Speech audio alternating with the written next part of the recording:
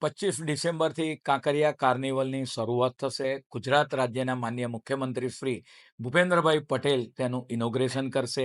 2008ની અંદર જ્યારે ગુજરાત રાજ્યના માનનીય મુખ્યમંત્રી શ્રી નરેન્દ્રભાઈ મોદી સાહેબ હતા અને હાલ દેશના વડાપ્રધાન છે, તેમના દ્વારા 2008ની અંદર કાંકરિયા કાર્નિવલની શરૂઆત કરવામાં આવી હતી. અને આ કાંકરિયા કાર્નિવલ 15મા કાંકરિયા કાર્નિવલનો પ્રારંભ ગુજરાત રાજ્યના માનનીય મુખ્યમંત્રી શ્રી અને એ દિવસે અટલજીનો જન્મદિવસ છે 25 ડિસેમ્બર. એ દિવસે સુશાસન પર્વના દિવસે આપણે વાત કરીએ કે આ કાંકરિયા કાર્નિવલની શરૂઆત કરાશે.